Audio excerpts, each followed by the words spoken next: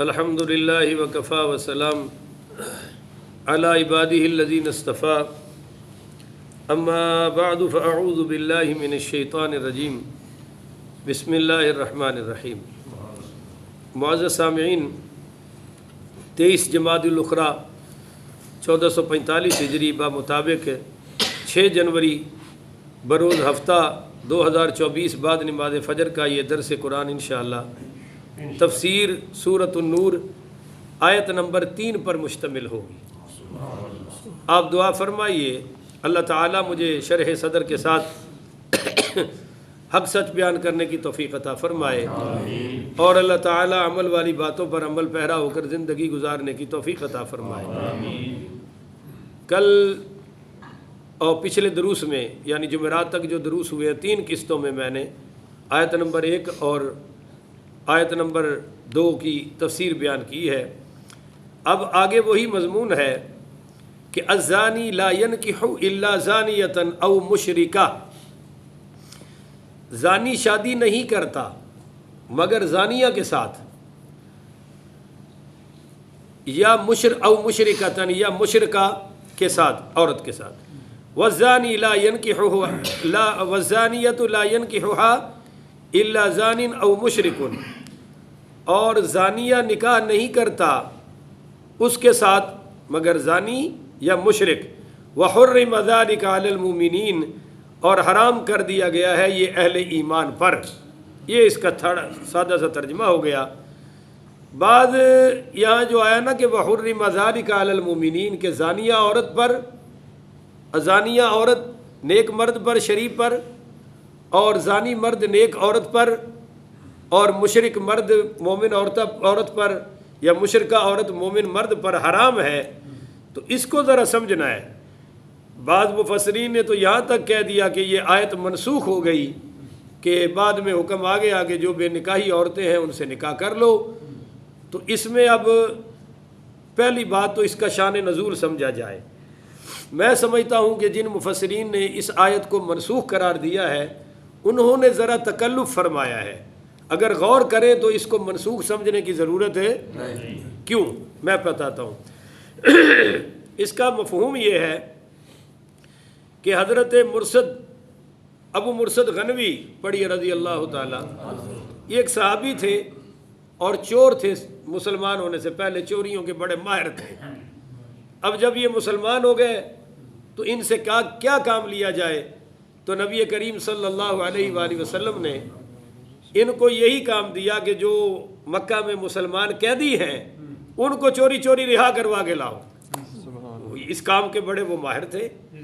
چنانچہ یہ رات کو جاتے اور ایک قیدی کو چرا کر چوری چوری رہا کر کے لے آتے، اور شور پڑا ہوا تھا بھی کون ہے یہ جو قیدی کو لے جاتا ہے، یار میں نے تو باندھا ہوا تھا، فلاں کیا ہوا تھا۔ ایک رات اسی طرح یہ گئے تو ایک عورت تھی فاحشہ، زانی عورت، اس کا نام تھا عناق، اور بڑی حسینہ تھی، اور مسلمان ہونے سے پہلے ان دونوں کا آپس میں چکر تھا، ریلیشن تھا۔ اس ریلیشن کی وجہ سے یہ آئے تو وہ اس کا ٹاکرا ہو گیا۔ تو اس نے سمجھا یہ میرے ساتھ ملنے آیا ہے، چاندنی رات تھی۔ اس نے کہا اہلاً و مرحبا، اور کہنے لگی کہ ہلما فبت عندنا اللیل، آؤ آج رات میرے پاس گزارو۔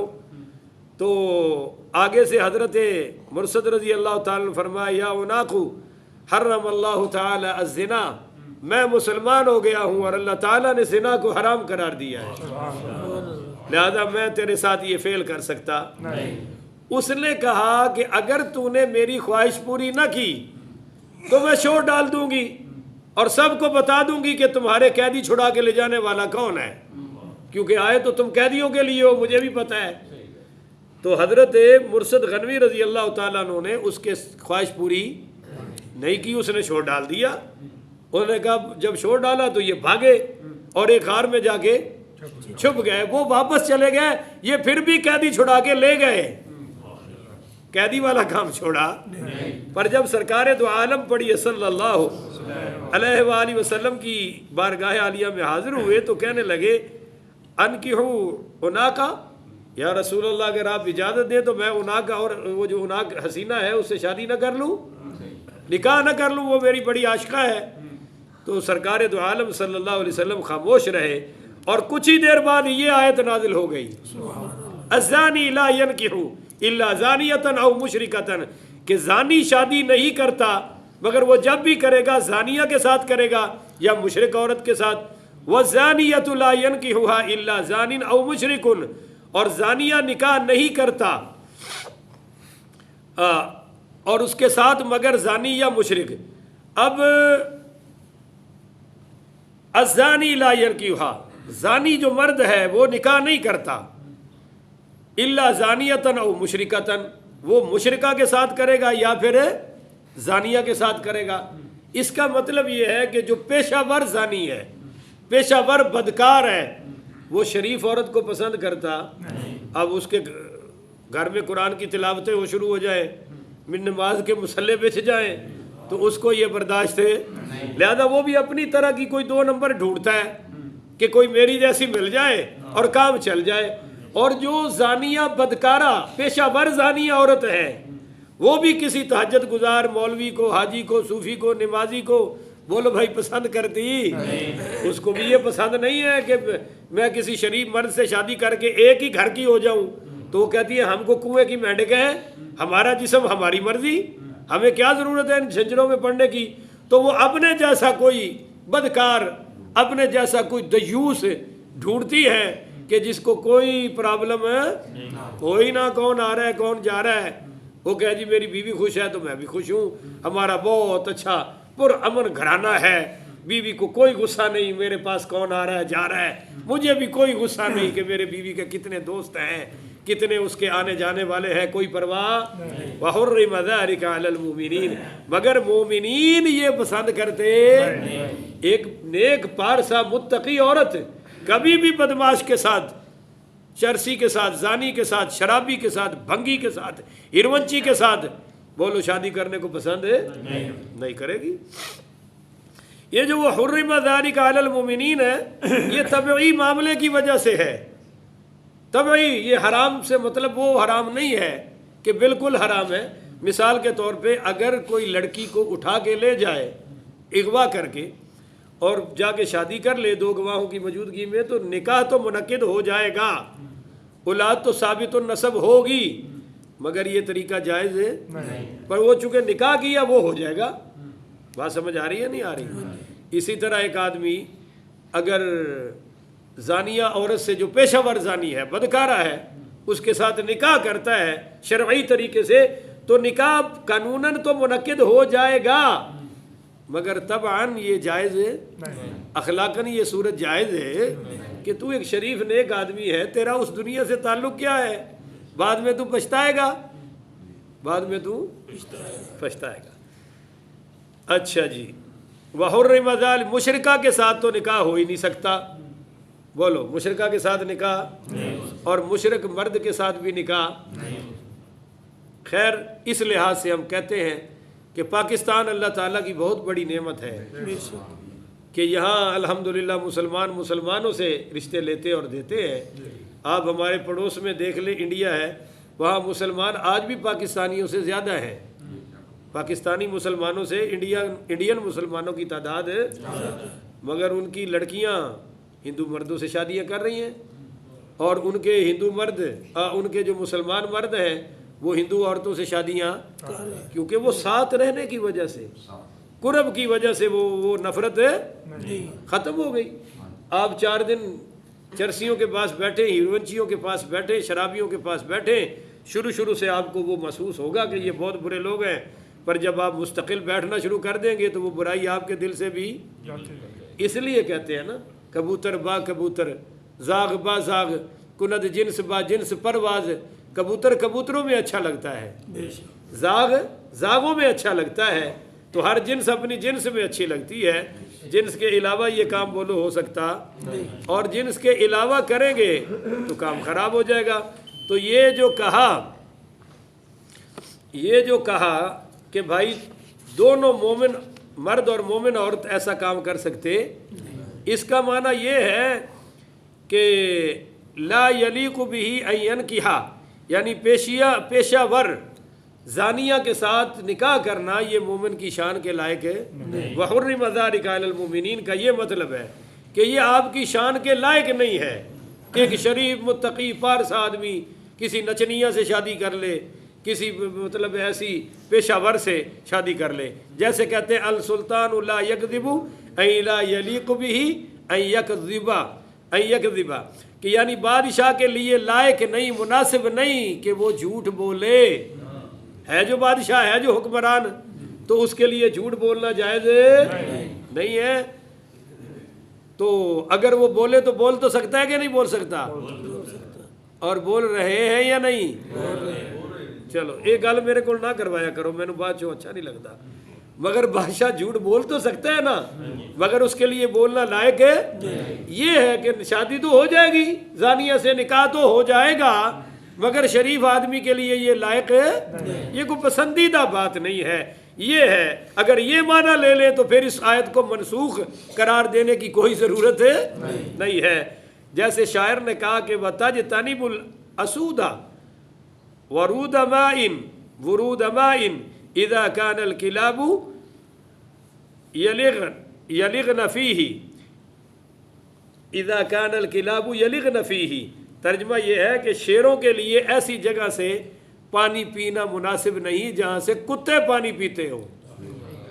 وہ شیر ہے تو شیروں والی گھاٹ پہ جائے، اس کا کیا کام ہے کتوں کے ساتھ مل کے وہاں سے پانی پینا۔ تو بہرحال علامہ قاضی ثناء اللہ پانی پتی رحمۃ اللہ علیہ فرماتے ہیں کہ المعناہ ان الزانی لأجل فسقہ لا یرغب غالبا فی نکاح الصالحات والزانیۃ لا یرغب فیہا الصلحاء فإن المشاکلۃ علت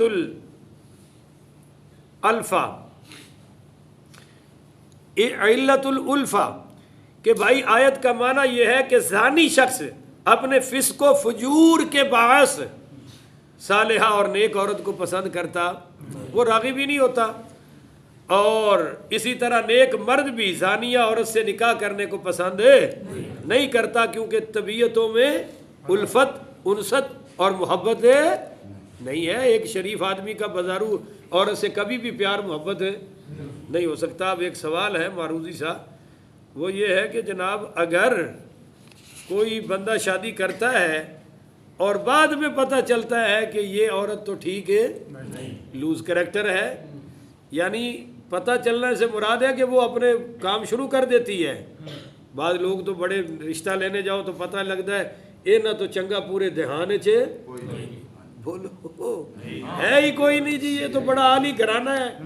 باپ تعریف کر رہا ہوتا ہے بیٹی کی، بیٹے کی، اور لگتا ہے کہ یار ہم تو جنت میں آ گئے ہیں، اور بعد میں پتہ لگتا ہے جب اصلیت کھلتی ہے کہ یار ہم کس دوزخ میں پھنس گئے۔ تو اب کیا کرے؟ اب یہ ہے کہ اگر کسی مرد کی کسی ایسی عورت کے ساتھ شادی ہو گئی جو لوز کریکٹر ہے، جو مس بہیو کی پیکر ہے، تو کوشش کرے شرعی حدود و قیود کے ساتھ اس کو راہ راست پر لانے کی، کیونکہ بعض عورتیں ہوتی ہیں وہ شادی کے بعد توبہ کر جاتی ہیں، تو اگر وہ توبہ کر لے تو چلو پھر تو کوئی صورت نکل سکتی ہے۔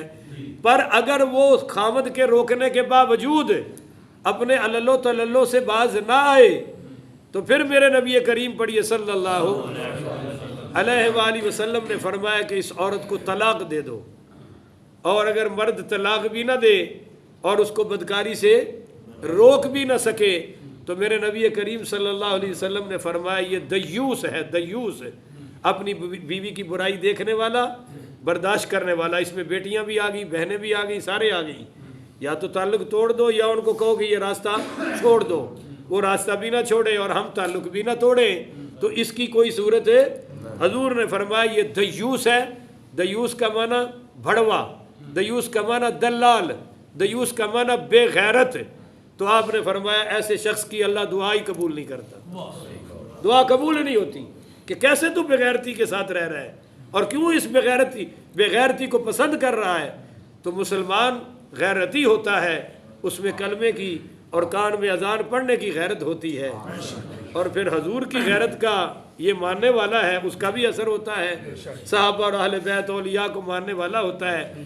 بعض چکر یہ بھی چل رہا ہے کہ جی اگر میں شادی کر لوں تو میں صحیح کر دوں گا، ہے یا نہیں ہے؟ اور بعض بڑے بھی کہتے ہو شادی کر دو ٹھیک ہو جائے گا۔ وہ بھائی جو پہلے ہی نالائق ہے وہ شادی کے بعد کیسے صحیح ہوگا؟ ایک خاتون نے خط لکھا، بڑی پرانی بات ہے، اور میں نے وہ رو کر سنایا اپنے مقتدیوں کو جہاں میں تھا۔ اس نے کہا کہ شاہ صاحب میرے ماں باپ نے ایک ایسے لڑکے کے ساتھ میری شادی کی ہے جو صحابہ کو مسلمان ہی نہیں مانتا۔ اب وہ پتہ تھا میرے والدین کو، پر ان کا شادی کے بعد ٹھیک ہو جائے گا۔ اب میرے 3 بچے ہیں، 2 بیٹیاں 1 بیٹا ہے، تو وہ روزانہ صبح میری بیٹی سے کہتا ہے کہ سیدہ عائشہ صدیقہ کو گالیاں بکو، اور گندی گندی گالیاں سکھاتا ہے۔ اب وہ بچی ہے، اس کو کیا پتہ؟ اور جو میرا بیٹا ہے اس کو کبھی کہتا ہے حضرت ابو بکر کو گالی دو، کبھی حضرت عمر کو دو، کبھی حضرت عثمان کو دو۔